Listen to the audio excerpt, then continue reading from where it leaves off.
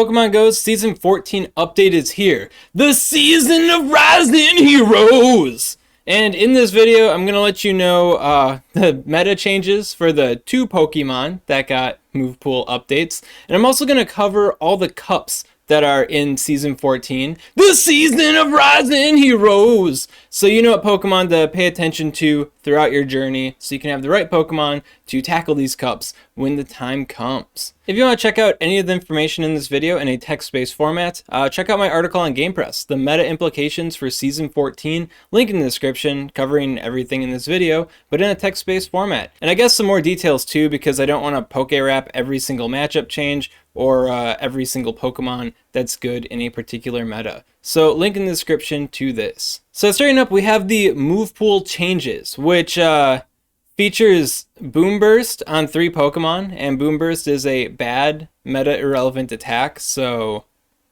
congratulations to them. I guess it's going to cost more charge TMs to get the moves that we actually want on them now. And then we've got Fairy Wind Whimsicott and Surf Jellicent. Starting off, we have Fairy Wind Whimsicott, and I'm actually really excited about this one because back in Season 12, when they started sprinkling Fairy Wind on a whole bunch of Pokemon, I really wanted them to give some of that magic fairy dust to Whimsicott because Whimsicott is pretty formidable with it. With the extra speed, it can now overcome Galarian Stunfisk in a 2-shield situation, and if Galarian Stunfisk has some scuffed HP IVs going on, and the Whimsicott also happens to have a bit of an attack weight, it could maybe overcome it in the 1-shield situation, although it's not all that reliable. Depending on how the bait situation goes on Trevenant's side, you can also overcome Trevenant in the 1-1 and 2-2 shield scenarios. And then against Noctowl, you actually have potential. If you get a little bit of a fast move energy lead and have a shield advantage, you can beat the Noctowl. Now this makes Whimsicott sound crazy good, but it's not crazy good. It's just a solid spice pick, a good spice pick, a formidable spice pick. I could see this thing topping a regional reasonably, but it's not like Trevenant 2.0, right? A lot of the matchup advantages it gets over the charm variation are kind of flaky. It's just that it kind of works the meta in its own unique way, and I think with Fairy Wind it's a lot more enabled now than it was with Charm or Razor Leaf. So expect to see Whimsicott in the Great League, and expect to see more Whimsicott in Cups because it's back in action, baby. It's got Fairy Wind. Moonblast, really good. Grass Knot, really good. Hurricane, other grass types, they don't like that. So yeah, Whimsicott, solid. Next up, we have Jellicent. I don't know who asked for Surf on the Pringles Can Man, but Jellicent does appreciate having it in its move pool because it's just a mystery box kind of Pokemon, right? It's got Ice Beam, it's got Shadow Ball, it's got Bubble Beam. What is it throwing at you? You don't know, and now it also has Surf to add to that bag of tricks to keep you on your toes. So I think overall there are some nice matchup advantages for Jellicent. I wouldn't say Surf is so overwhelmingly better than Bubble Beam or Ice Beam or Shadow Ball, where it's going to dominate Jellicent's moveset. It's just going to be an extra tool that Jellicent could use should your team want to have a bit more charge move water damage instead of just relying on Bubble and Bubble Beam. Know what I'm saying? And when it comes to that guessing game, when you or your opponents are fighting the Jellicent, I mean, Surf is different. It hits earlier than the other big charge moves, but it hits harder than Bubble Beam. So when it comes to that whole bait game, I don't know. I just think it makes it that much more dynamic. I don't think it changes Jellicent's like meta placement or anything. You're probably going to see as much Jellicent as you have before. Maybe a little bit more because it's got a new move. People want to try it out. But I don't think that it's a huge change for Jellicent. It's just a nice addition to its move pool. But yeah, that just about does it for the move pool changes. It's kind of wacky that we only have 5 and only 2 of them are of any significance, right? Because usually with these season updates we get like 20 of them, more or less, right? And yeah, and the changes aren't even like big sweeping like meta changes like, you know, Poison Jab or Poison Fang getting changed or Surf getting added to Water Friendo Lantern. So yeah, I don't know what they're thinking. Maybe they'll sprinkle some other changes throughout the season. I mean, we are getting Surf on all the slow dudes, which is pretty exciting, but man, this update is kind of a huge letdown for a lot of players. Fortunately, the cups are pretty fun. I know it's a little bit of a cope take, but the cups do look pretty interesting. So let's get away from the sad part of this update. And holy shit, what the fuck? Look at this. Oh man, the Palmer outfit, not that good, but whoa, there we go. God, I don't know, I love this pose. Maybe the camera thing makes it more hype than what it is, but nice. Nice.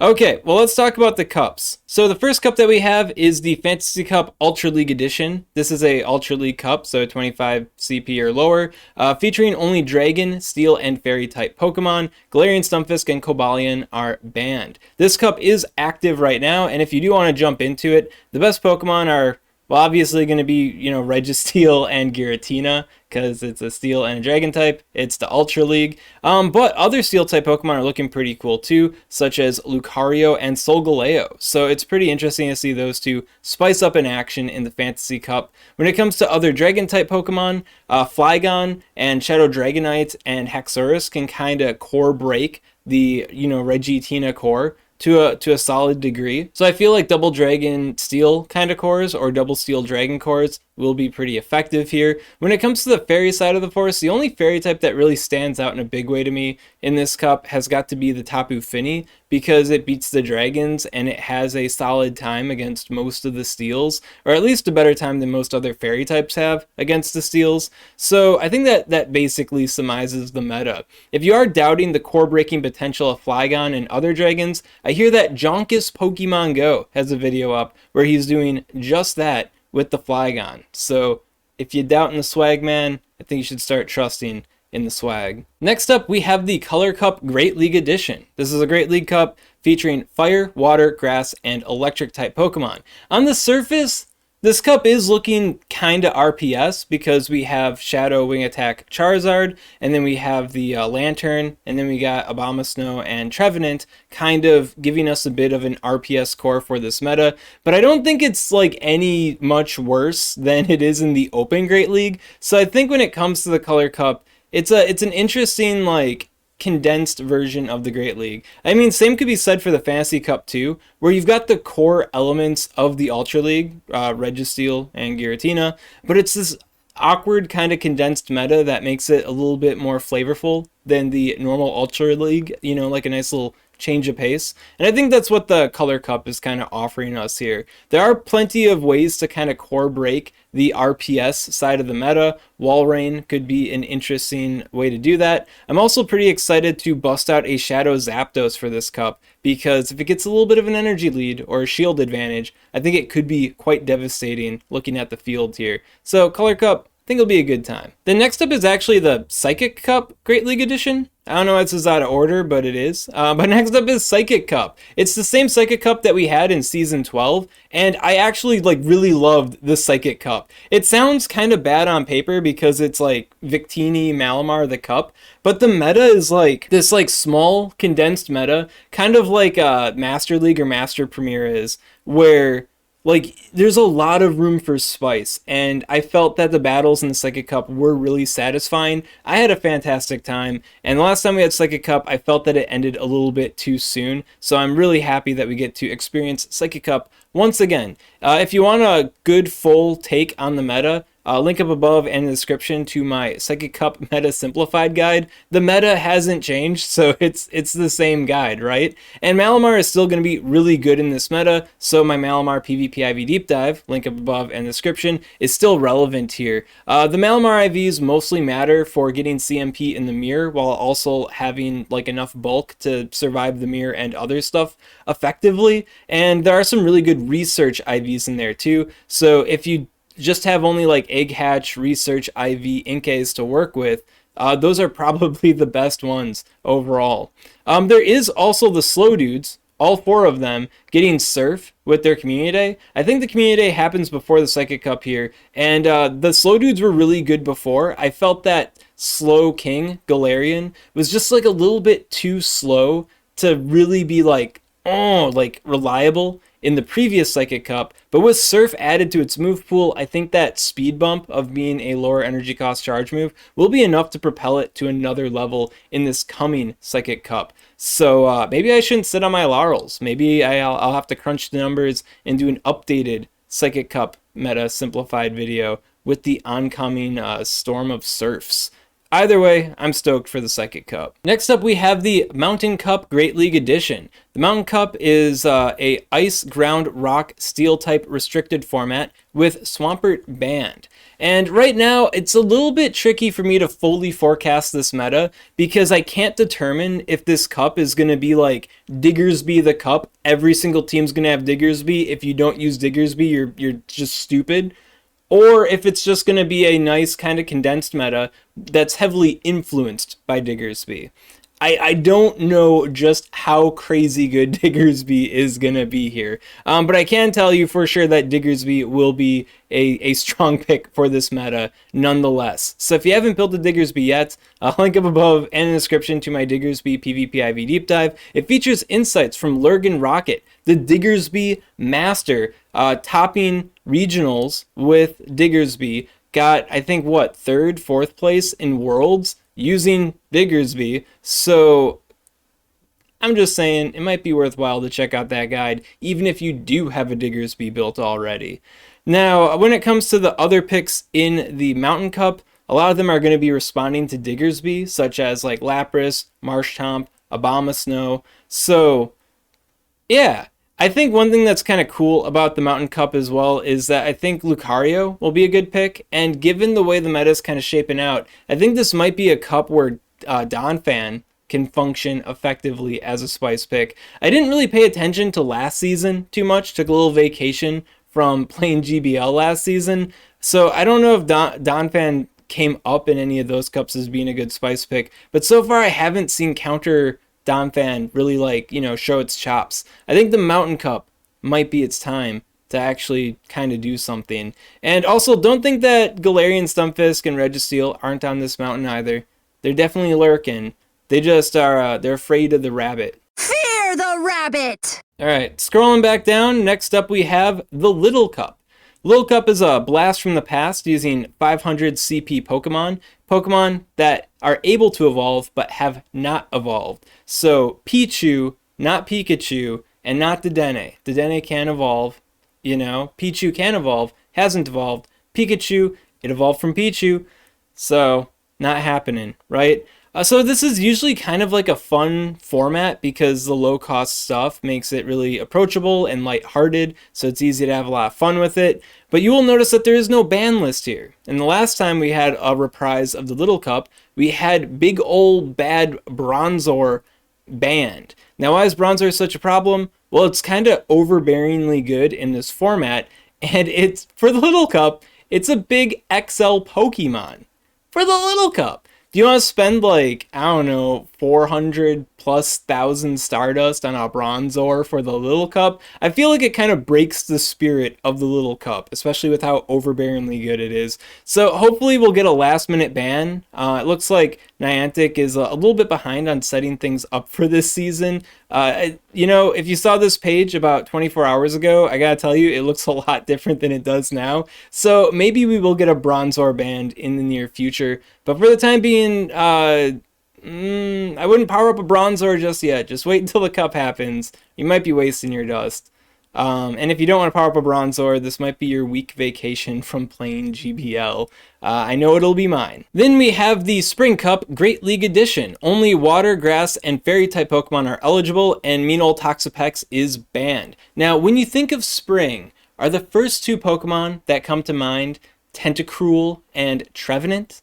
Well, after the Spring Cup, they might be, because that is the core to beat in the Spring Cup. Personally, I'm kind of hoping that the Tentacruel Trevenant situation ends up being like the Victini Malamar situation for the Psychic Cup, and it's not like awful. It ends up being, kind of fun, a little give or take, right? There are some interesting core breakers to that core as well, such as Walrein, Shadow Walrein, and Pelipper. So it could be more Psychic Cup side instead of like annoying side.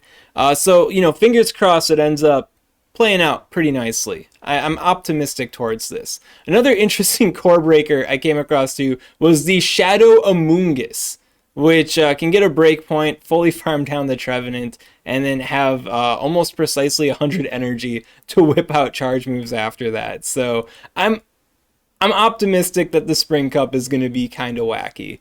And I also like playing Tentacruel Cups, so I'm gonna enjoy myself either way. Then next up we have the Evolution Cup, which is a Great League format. And the caveat with this one is that the Pokemon has to be like a mid-stage Pokemon. So it already evolved, but it has the ability to evolve again. So Pikachu, because it can evolve into Raichu. Or I guess in this format, you're going to be seeing a lot of Dusclops, because it can evolve into Dusknoir. And you're going to be seeing a lot of Vigoroth, which can evolve into Slacking, right? Dusknoir and Vigoroth were kind of the name of the game the last time we had the Evolution Cup. Looking at the forecast, it looks like it's going to be the same way. And, you know, I'd say with Dusknoir in particular and Chansey also lurking in this cup as an effective pick, that kind of like took away from the fun and hype of the Evolution Cup, in my opinion. But I think it is a satisfying cup for like only a week. You know, like Psychic Cup, I could play that like all month. Evolution Cup, I was kind of happy when it was over. Like I had fun with it, but I was glad it was over. So yeah, the guide on Game Press does a little poke wrap on other Pokemon that are good for this cup. But big name, obviously, Dusknoir, usually purified. Shadow's good too. It's also a bit expensive, but it's spicy enough where you might use it in other cups in the future. And then Vigoroth, which is kind of like the bread and butter Cupmon at this point. Then next up, we have the Master Premier Cup.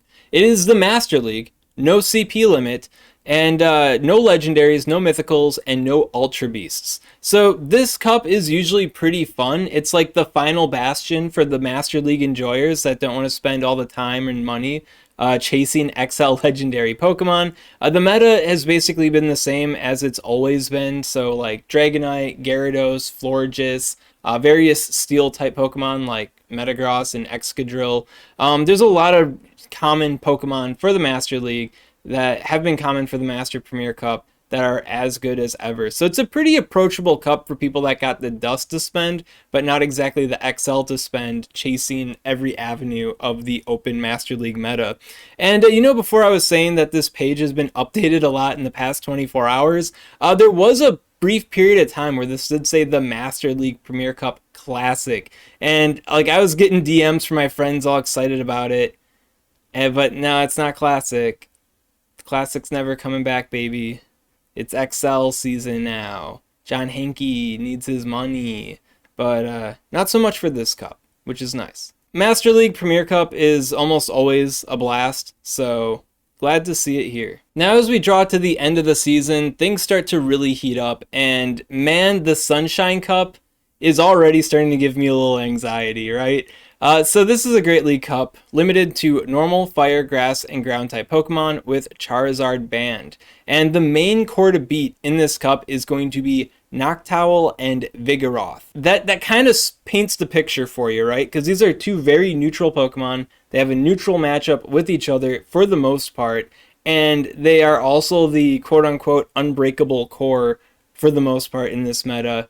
How many times can I say for the most part? I do not know. Basically, this cup is going to be a very strict energy and shield management cup. So if you lose count on your opponent, or if you're not paying attention, you could easily fall behind if they are. And if you want to get ahead and stay ahead on your opponent, then you're probably going to have to be paying attention to their fast move counts for their charge moves. So where other cups you can kind of sit on your laurels at a certain point, know that you're getting the farm down, know that you're going to win this particular matchup, know that you're going to be set for the next mon in.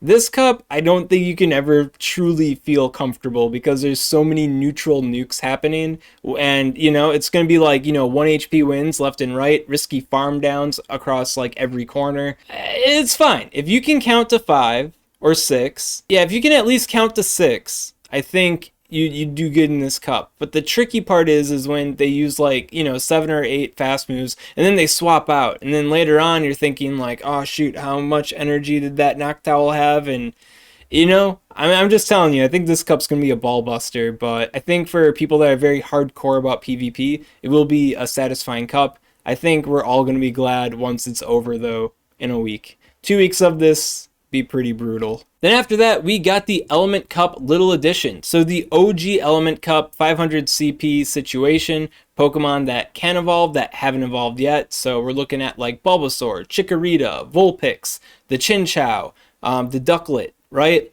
only fire, water, and grass type Pokemon. One thing that stands out to me right away though is that there's no ban list here. And the Salandit not being banned is arguably worse. Actually, no, it definitely is worse than Bronzor not being banned from the OG Little Cup. Because Salandit just completely crushes this meta without even trying. It dominates everything. The Poison Fang nerf might set it back a little bit where Ducklet may be able to manage it well enough. But overall, Salandit just murders this meta. And to make things even worse, is that you can't realistically get a Salandit at 500 CP without exploiting / cheating at this game. Because you get it from eggs, and a level 20 Salandit at 111 IVs is still above 500 CP. Thing with eggs is that they scale to trainer level up until level 20. Then after level 20, the eggs are always level 20. But if you happen to meet somebody, maybe it's your second account, and it's less than like level 17 or something like that, and it happens to hatch a Salandit, and happens to trade it to you, and then happens to never play Pokemon Go ever again, well, in the eyes of Niantic, that is legitimate. Now, I'm not witch hunting any cheaters, you know, I don't care how people play the game, I'm not encouraging people to cheat at the game, but I honestly don't care. The bummer here is that Salandit's not banned, right? So it's Niantic's responsibility to kind of like, you know, circumvent these types of issues. Even if Salandit wasn't banned, if they gave us like a research Salandit like a week before the cup, I think it is still problematic enough for the balance of the cup where it just makes it unenjoyable to begin with. So the whole situation is just bad. So we'll have to see what Niantic's next move is, because I really don't want Salandit to be in this cup. With Salandit removed, Element Cup is legitimately one of my favorite cups. So I always have enjoyed the Element Cup. But when we had Salandit in the Element Cup, I did not enjoy that. So I hope they don't do it. But hey, the situation's not so bad. It's not like it's the end of the season and your only alternative is the Open Master League meta. Oh, it is. Well, hey, there's a week after that, right? And the format for the final week of this season is going to be the Open Master League meta and everyone's favorite, the Catch Cup. Yeah, Catch Cup. Sometimes I wonder how much money we have to throw at Niantic to, you know, ensure that they never make us suffer a Catch Cup ever again. And I'm pretty sure that the answer is about $50 for every legendary XL Pokemon in the Master League, because those are your two options if you haven't hit Legend yet. I'd say aside from this, you know, damper of an ending here, I think that this, all the cups are pretty great. I'm going to be enjoying myself throughout the season, and I know that I'm good enough where I'll be able to hit Legend before we hit the stinky stink end here. But yeah, definitely feeling for the people that are going to have to trudge through the mud that is the super grindy Sunshine Cup. And if you don't come out ahead from the hardcore hell, you're just confronted with actual hell. Like, dang. But everything else is looking pretty great, honestly. Like, I'm trying to be optimistic here, and I'm gonna have fun with all these cups, but oh, woof. So that about wraps it up for Season 14 of Go Battle League and Pokemon Go, the season of rising heroes. Will you be able to trudge through the mud before you reach the devastating conclusion? Will you get the super, where is it? The super, oh, there it is. Oh, whoa, whoa, here we go. Pose of Palmer. Well, I hope so. If you got any questions on this content, of course, comment below, let me know what's up. I'll be happy to help you out. And if you enjoyed this kind of content and you want to see more like it, well, make sure to subscribe to SwagTips. For the cause! It's not the outfit! I'd also like to give a special shout out to these Patreon supporters. If you want to support Swagman on Patreon, link in the description. Just want to take a moment to let people know that Frostlass is still on my radar for a PvP IV deep dive. This winter ended up being way more busy than I thought it was going to be, so I got all the information for Frostlass, and I hope to have it up sometime next week. And then after that, I can start digging into the Fairy Wind Whimsicott, and then of course we have every single slow dude to look at, and they're all meta relevant enough where I got my work cut out for me. But Frostlass, priority.